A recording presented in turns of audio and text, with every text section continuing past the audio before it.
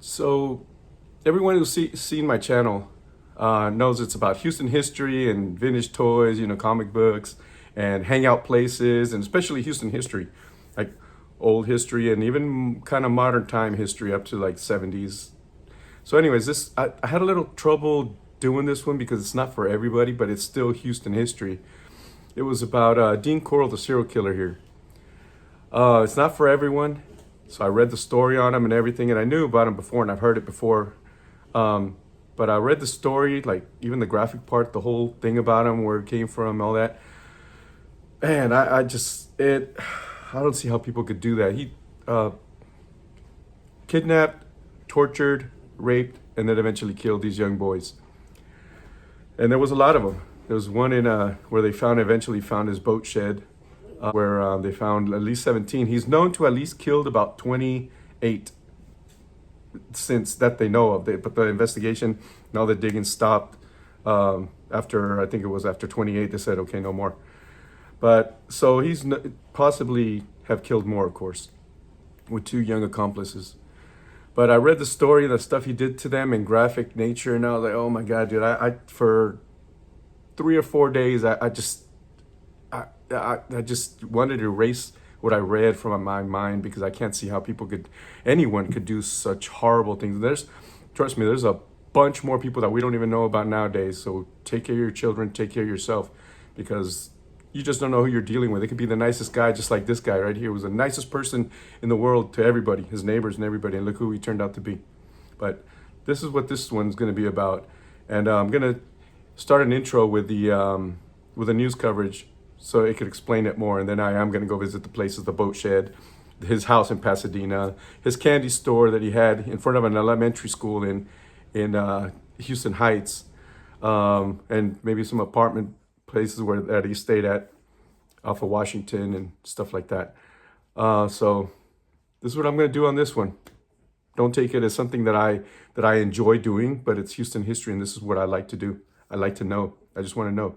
So if you can't, and I'm not going to show graphic stuff or say anything graphic, so don't worry about that. It's just, if you want to know that stuff, you read it on your own. I'm not going to mention that. That's not me. I'm not going to do that. But hope y'all enjoy this information of Houston history. The serial killer, there's still a reason to tell this story, because there's still people like this out there, and teenagers need to know. Deborah Christie. Uncle Donnie was my uncle. He was my mother's youngest brother. Lived with the story her whole life. I heard the stories, like the searching. Donnie Falcone moved to Houston from Corpus Christi in 1971 with his mother and stepfather when he was 16. By August of that year, he had disappeared. Never could find him. Some people said he went with the Italian mafia. Everybody had a story. It was during that same time that many teens and young men went missing in Houston. Police dismissed them as runaways until August 8th, 1973. I woke up and he was clamping handcuffs on me. When 17-year-old Elmer Wayne Henley killed Dean Corll at this home in Pasadena. This killing was never going to stop until Elmer Wayne Henley killed him. And that fatal shooting uncovered horrifying crimes. Corll, known as the Candyman because his family owned candy shops, along with Henley and a second accomplice, David Brooks, kidnapped, sexually tortured, and killed more than 24 boys and young men in the early 1970s. After Henley shot and killed Corll, he and Brooks led police to the victims, buried in 3 different locations: the beach at High Island, the woods at Lake San Rayburn. What you are about to see defies any brief verbal description. And a boat storage in southwest Houston where 17 bodies were discovered. For most of Wednesday night, lawmen continued to unearth bodies. In all, 27 males were identified and named as victims. Wouldn't we be so grateful to know the truth, know the answer, even if it's horrible? Now, Dr. Sharon Derrick says she has identified more. We're going to provide some very old identifications that should have been done by the police many years ago. Go out there, do a real archaeological survey. Derrick, a forensic anthropologist, is the scientist in the book title. For more than 20 years, she has been agonizing over the unidentified bones and clothes found at the mass graves ever since her time at the Harris County Medical Examiner's Office. Is she obsessed with it or just passionate about it? I would say obsessed is the right word. But yes, personally, she really identified with these boys. So from that obsession and a few loose bones that came from the boat shed more than 50 years ago came answers for Donnie Falcone's family. You have no doubts, right? I have no doubts, yeah. Deborah says her mother lived just long enough to learn the truth. And what did that mean to your mom? It meant the world. It meant the world. I can remember when his body came home and she hugged it and cried and was so happy. She was so happy. Olson's book reveals more identifications, some that the medical examiner's office still does not recognize. Among them, the so-called swimsuit boy. She also dug deep into Corll's connections to an international pornography ring and the victims' lives that had so much potential. What high price, those people paid. It's a story from Houston's dark past that Olson believes still holds lessons for today. Why we still need to be worried about people like Dean Corll out there in our world. And one that resonates enough that all these people filled the bookstore to hear more about. It needs to be told. It needs to be told to our next generation to be careful, Watch out for that Candyman, you know what I mean? Because they're out there, they're out there. Jessica Willey, ABC 13, Eyewitness News. This is where Dean Corll and his mom moved from Indiana. He lived here for a little while. His mom started a candy company here called, I believe it was called the Pecan Prince Corll Candy Company. And it was off of 22nd, right in front of Helms Elementary. And it's not there anymore, but some people say it's a parking lot and it's paved over. But we'll check it out. Some people say are condos, but we'll check it out. We'll see. But this is such a cool neighborhood, man. For it to have such a history. Well, I'm sure there's more, I'm sure it's not the only history. No matter how beautiful the city is, it'll always have its evil part of it, People, man. What can I say? People. But there's always a good force too. The only way for evil to triumph is for good men to do nothing.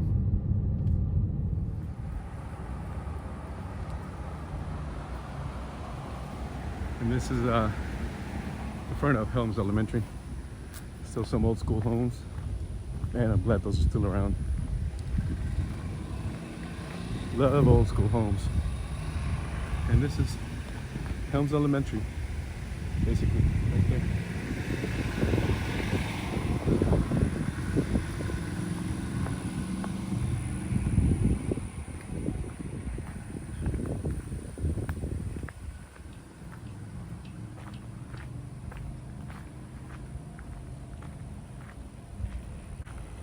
So I don't know. Some people say it was right here on 21st Street where it was, which is now a parking lot, but I'm pretty sure it was on 22nd. And if it is, they never obviously dug up anything, but sometimes history gets screwed up as time goes by, So it might be there. Might have been where it was. But I'm pretty sure it was on 22nd.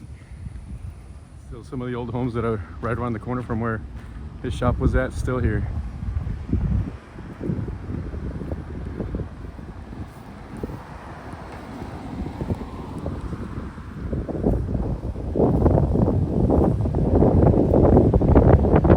Still some of the old school homes that haven't been torn down and remade. I hate to see the old homes get torn down because of the history of them. Even though they make the new homes, they make them to where they look like the old homes. They're not, This building was definitely back there back in the days. To see all that, That one too. Helms Elementary. Who would have known, right? freaking hot, man. I do a little walk around of the neighborhood. The restaurants. I tell you, man, it's such a cool place. And his accomplices also lived around here. His two young accomplices. They were 16 and 18, I believe they were.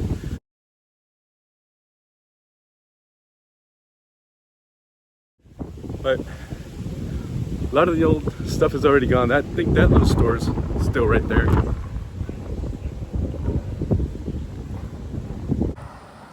And this here is Helms Elementary. This place was, it's all new condos and stuff like that now. But back in the day it was older houses from the early 1900s. Maybe even earlier than that. But now they're all modern condos. So it was about here between 505 and 525. Let me cross the street. That's Helms Elementary there. And he had his candy store basically right across the street from this elementary school, which is still here.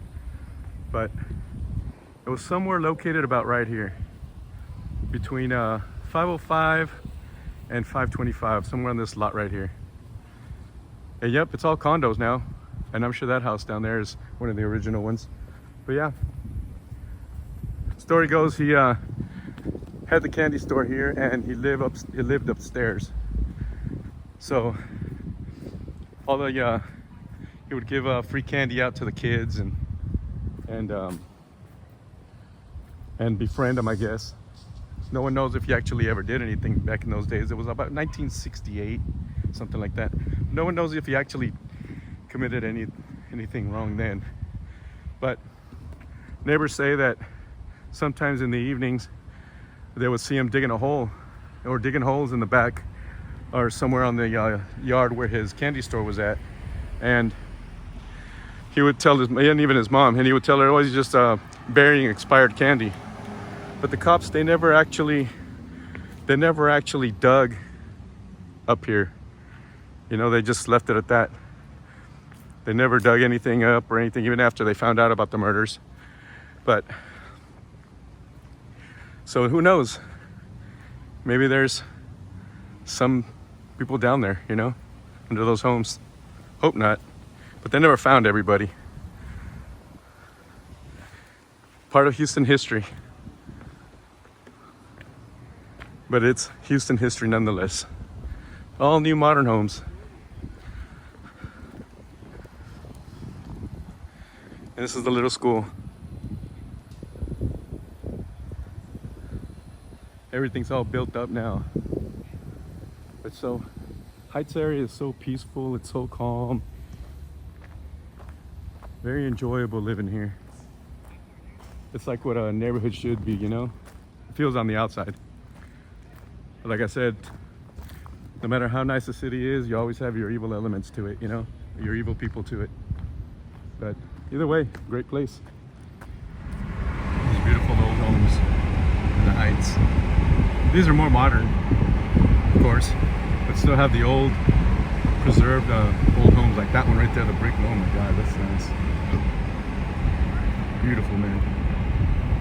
West 11th Street, this street right here is very, 11th Street is very fucking badass. A lot of shops, a lot of stuff going down there, heading on both directions, that way and that way on 11. A lot of hangout places, a lot of bars, a lot of restaurants.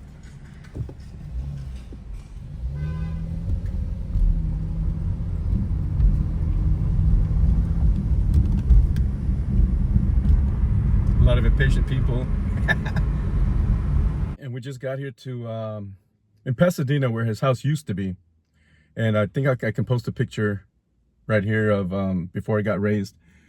But they tore down the house with, I mean, it lasted a while, but it eventually got torn down. And this is it right here.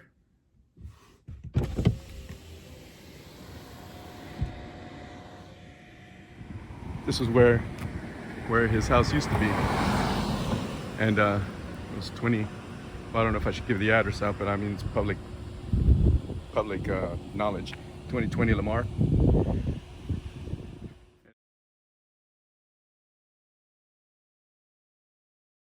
And this is where he had some of them where he killed some of the boys.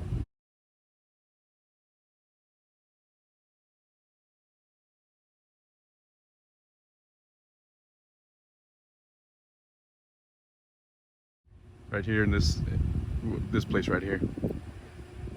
Strange, huh? Strange how you could live all these years with that same house being here and now it's gone. Good. Erase that history.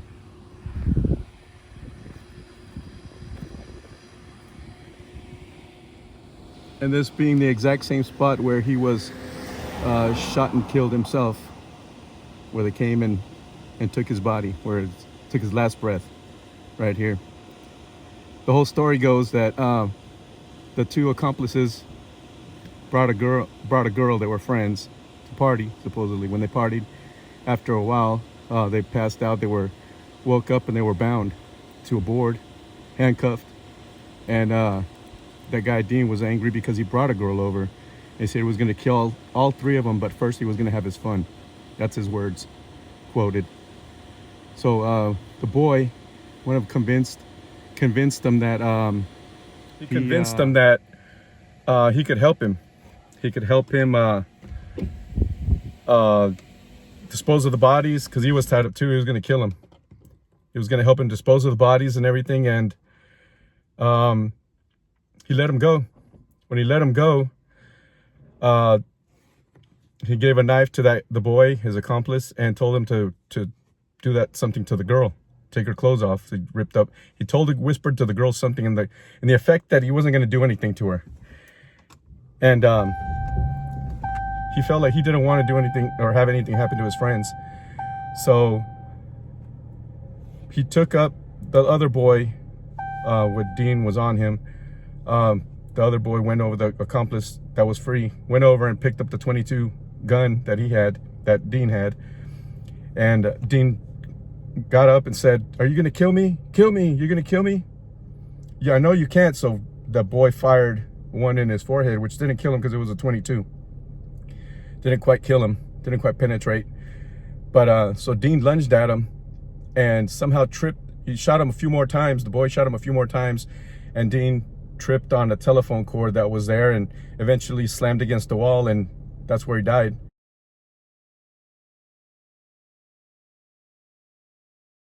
I'm gonna put a picture up here of I don't know if I can show the whole graphic part of it, but I'm gonna show a good portion of it, and if YouTube tells me something, then I'll definitely take it down. But yeah, that was the end of him right there. And now, man, it's fucking hot today. If you're gonna have a good hair day, don't come to the south. But now we're at the boat storage where Dean Corll kept, where they found 17 bodies of those kids. It's all blocked off now because it's private property, you know, but it's back in there.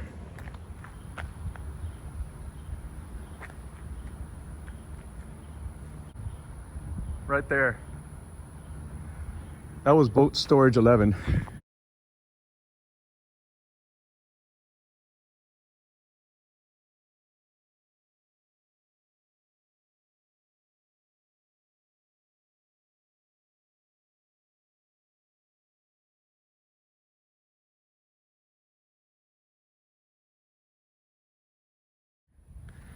Right there on the corner where they found all that.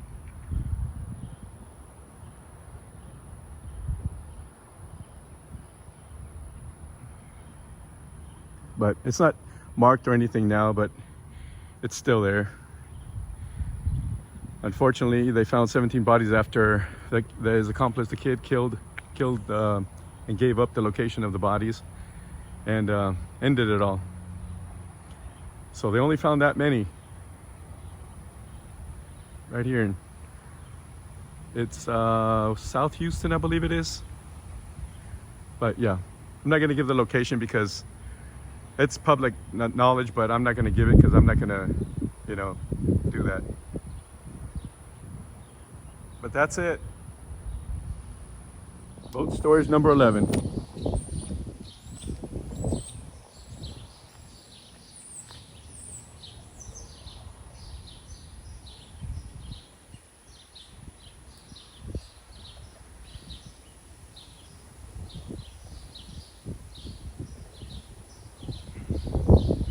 Down there by that corner.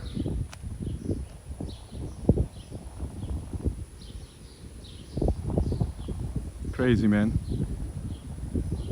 Right about there. Crazy, man. And this is the location of his grave here in I believe it's called Grandview Memorial in Pasadena. All right here. And this is it right here. This is where it all ended. Right here.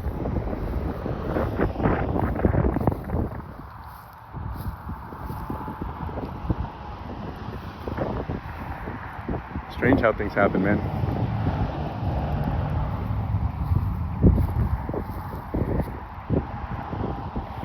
That's where it all ended. Strange history, right? Middle of the whole entire city. All these people down here in the neighborhood not knowing that's right there. It took a little while to find it, but I found it.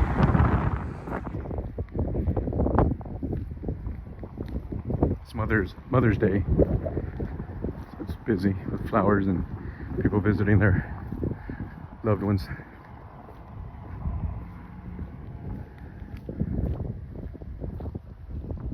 So peaceful, so quiet, right? Where everything ends, no matter what.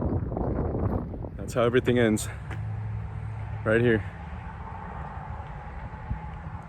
Right behind me. Good, bad, whatever. Just how everything ends, you know?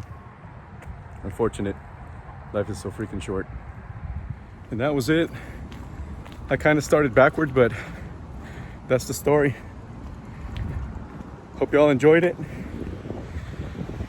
If you can or want to, leave a like, subscribe. If you do or you don't, either way I'll still be putting out content. But I would appreciate it. I do want to grow my channel just because of that. So I can actually do more adventures, more things like this that I truly enjoy doing. But thank you all again.